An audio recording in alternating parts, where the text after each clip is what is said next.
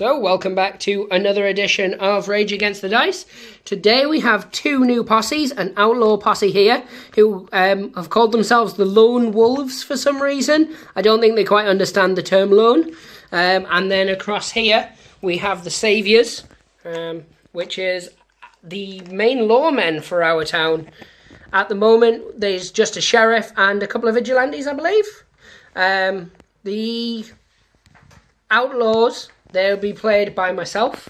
They're sort of more of a starting gang that we're going to be using for anyone who wants to try it or is not sure what they want to do. It's a good starting posse, and we'll just kind of use them for narrative purposes. They're the new kids on the block looking to make a name for themselves. I mean, one of them's wearing a bright white coat, so clearly they're not the smartest. And of course, as you already know from a previous video, the lawman here, who is the law in this town, is represented by my father and or dad. His name is Dad. It's Kevin, but everyone calls him Dad or Pappy, or derogatory things. We're playing a basic mission today, and we're going to do it much like we did the first mission, where we just, each round, we're going to come back and give you a summary of what happens. Hopefully it's going to last more than, 2 turns. We're going to start 6 inches on. Whoever gets initiative will go first, and so on and so forth. It's just a basic shoot and kill mission. First guys to either die or run away losers. It's pretty simple stuff, so we'll come back at the end of the first round, let you know how things went. So, much like we always do, we combine turn 1 and turn 2 together, because turn 1's just a positioning. As you can see here, I have tried to make use of cover as much as possible. However, the sheriff and this chap with a ball of Steed, I believe his name is. Indeed. So, yeah, Bart and Steed managed to take a shot at Corbin, but unfortunately missed. That sign offered better protection than we'd assume. Other than that, not a lot's really happened. It's been a very positioning 2 turns. So we'll go into the next turn and we'll see what's going to happen. Hopefully I win. The shared Instagram thing for, our gaming thing, and just post a load of pictures of my junk. I thought that would work for views. So yeah, that's Alan's views on how we get views. Back to the game, however. Turn 3 was slightly more eventful, more so for my dad, less so for me. As you'll see down here, Baron, who hid behind a cactus, but unfortunately... Bulletproof cactus. What's non-Steed called? Doc. Oh yeah, Doc. Managed to take him out with fanning the 6 gun, which is why he's out of ammo. The sheriff, for the second round in a row, managed to completely fluff his shots, but didn't run out of ammo. This chap over here fluffed a shot and did run out of ammo, and then neither of my guys managed to do anything much, really. My gang leader, she shot, missed. Everybody missed. There's no good came from that, from my side of things anyway. Yeah, I did pass a pluck test though. That's the first pluck test that anybody's ever passed. Not in the world, just in our campaign. I'm assuming pluck tests have been passed previously. That's because they're not up against the Tallahassee Riders, so they're not as scared. Because the Tallahassee Riders were, vicious. And... Everyone knows the only thing people are scared of is why the people from Tallahassee are all the way over here herding cattle. I know, right? Why not?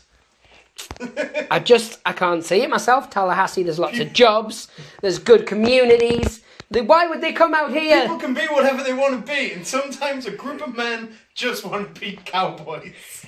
That's fair enough. I can't really take any kind of high road on this when we're currently a group of men pretending to be cowboys. So yeah, we'll go to the next turn and see what comes of this. Right, so we did the last 2 turns together because they were very quick turns. In turn 4 or 5, I don't know turns. In the turn before the last turn, the gang leader got taken out, and she was taken out by not Steed, Doc. And then the sheriff finally managed to do something, and the sheriff managed to take out Corbin, whitewashing me basically. So now we're going to do the next steps, the fun bits, if you will, of how to work out what's happening. So, we'll do its experience first. So you get 1 experience for everybody who survived. Your gang leader gets an extra 1 experience And then anybody who gets any kills gets an experience. So that would be 3 for him. It would be 3 for him, and 3 for your sheriff, 1 for this sad little chap, and no. Do you want to do it? 3 for your sheriff, 3 for Doc, and 1 for Steed. Yes. I, however, have to do. Yeah, I have to do rolls to see whether my guys are dead or not. So the first one I'm going to do is Corbin. On a 1 or 2, he's passed away, sadly. On a 3 or more, he's fine. He's fine. Over here, we've got Baron. 1 or 2, dead. 3 or 4, fine. Baron has unfortunately shuffled off this mortal coil. So we'll have a funeral for him later. This will actually give me a chance to explain the funeral service that we actually have set up within the game, which is where, if one of your characters dies before you have $200 worth of models, you get half the money of that model back, but not his equipment. So he's only worth 9 points, so you'd get, $9, so you'd get $4 back towards his funeral expenses. It's just to help people pay for them. And then lastly, it's the Desperado. Can you get to the injury chart for Desperados, please, Al of Anne? See, he is here. We just didn't want to address him at the start. It's for his own good. It sounds like my family. I believe it's 2d6. Is that the chart that's at the back? No. Wound chart. No, it's nothing to do with that. Oh. I might as well not have been here. We once again apologise for Alan and his being Alan, basically. You have to be here, otherwise I couldn't have got here. Have we passed He's it? gone too far. He always goes too far. Here about a serious injury table. So... D66. I was looking for a chart. not so a it table. is 60... 6. Well, it was cocked, but 64 is still not good. 64. Hardened. Oh! The fighter survives and becomes inured to the perils of the Old West. From now on, he is fearless. Oh, cool. And never tests his pluck when confronting an enemy. Nice. So this is one fearless lady right here. Old blissful Alexa, wearing yellow out in the desert. Makes sense. So right, so we've done that. You will actually have had somebody level up now. Your henchman one of your henchmen will have leveled up. Really? I would assume so. Yeah, I think they go up after 2, don't they, the henchmen? Yeah. So What's perfect. You need to get on the experience chart, which was right next to where you were. Was it? Yes. See? Oh, yeah. That's amazing. Right. So on a henchman, you would roll a d6. I'll do that very soon. And 5. You got a 5. 5 is advance, +1 pluck. So he has extra pluck. He's pluckalicious. He's plucked Remind up. me never to make that joke again. I was plucking now up to 3 instead of 2. Yes, and I believe your gang leader or your sheriff will also have gone up as well. Because he got 3 experience points, which should put him onto his next... The greyed out boxes are where you need your... As you may recall.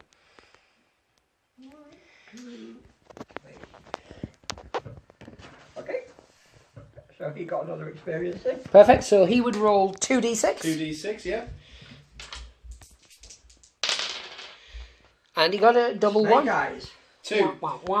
New preferred skill. Choose one of the skill tables specified in your posse list as a preferred skill and roll for a new skill. You may re-roll the result if you already have that skill generated. Perfect. So flick over to the cowboy section. Keep your hand in there though, because we're going to need it. No, to where you build your lists. Not cowboy, it's woman. Oh, yeah. That too. Lawman. And we'll see which skills he can choose. Shooting seems to be a popular one. It seems like the kind of game where... You could do with some more shooting, Yeah. Lawman. Lawman. Preferred skills. Yep. Are shooting, savvy, and moving. Shooting, savvy, or moving? Which chart would you like to roll on? Shooting savvy. Shooting or... Yeah. So shooting. shooting, so Where's... it's a D6, I believe. No, you were just there. Oh, right, yeah. Sorry. So, D6 roll. And it's a 4. Trigger happy. The fighter is edgy on the trigger and is exceptionally hard to get the drop on. Whenever the fighter is unengaged and an enemy tries to charge him, the enemy must stop 1 inch away. The trigger happy fighter may take an immediate shot out of sequence at the charging model, as long as he is using a sidearm. Only a single shot may be taken, no fanning, spread shots or any other special action. So it's basically Overwatch, but where you don't have to pay for Overwatch. Free Overwatch, that's the dream. That's the dream, That's right? the dream. So now we work out Dora. Dollar. So everybody gets 1? No, you start... I can't remember now. Go to any one of the missions. They all pretty much are the same. Oh, Vendetta is a good one. Vendetta. So money-wise, loot.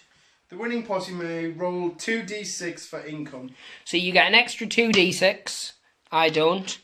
And then you get 2d6 for each hero. Yep, so each fighter who survives the game gains... That's the experience, yeah. The leader, blah, blah, blah, blah, blah. Yeah, the other loot stuff isn't there. It's in a separate bit. That's all it says. Yes, so you get...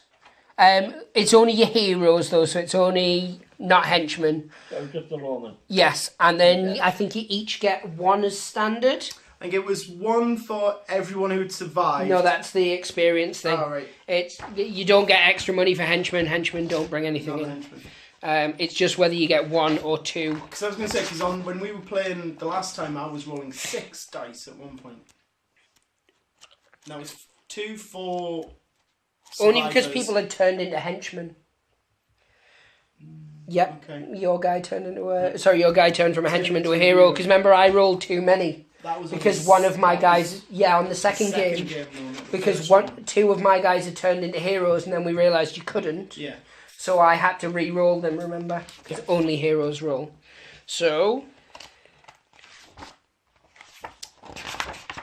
dun dun dun, earning loot.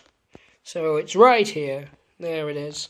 1d6 plus an extra 2d6 for each hero in the posse who was not taken out of action, and then any others that it gives you for the mission. So you'll be rolling 5 in total. Okay.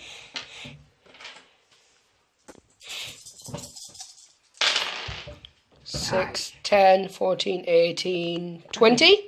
So $20. $20. And mine would be 3 because she didn't die. That goes in the stash, presumably. It does.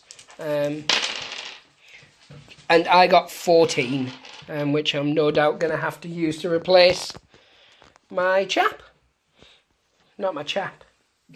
So 14 plus the 4 I get for his funeral is 18 in total. So that's cool. So first game, the lawmen have managed to get a couple of skill ups. They've got a bit of dosh in the bank, ready towards hiring a deputy, I would assume. What we're going to do next is everyone's going to go back, have a little rest. Lawmen are going to put their feet up, maybe chug on some tequila. That's a thing in the West. There you go. He prefers red eye. That's me told. My guys are going to go and have a poor funeral for Baron over there. What's that if I was? Yeah. And hopefully at some point in the near future, lawmen might run into, I don't know, a bunch of rogue cowboys up to no good. But yeah, so first we'll go to Alan, because we always like to find out what Alan thought of the game. What do you think of the game, Alavan? Yeah, I enjoyed watching it. I spent a fair bit of time actually just taking pictures of it to go on the Instagram. As we heard before. Yeah. No, it was good to watch. It was some nice little changes. You guys used the cover a lot more than we did on the game that we played last time. This is true. It was all good. Enjoyed it. And then you'll get to meet my Farja for the first time, and we'll see how he felt on his first game. Say hello, Farja. Hello, Parker. What'd you feel on the first game? It was good, I enjoyed it. Yeah, short and sweet. I like that. To the point. Yeah, so as always, I refuse to let Alan say the catchphrase. No! So, Say it! no catchphrases for you. Come up with your own catchphrase. So, thank you guys for watching, and pray the dice gods hope they smile upon you. Take care.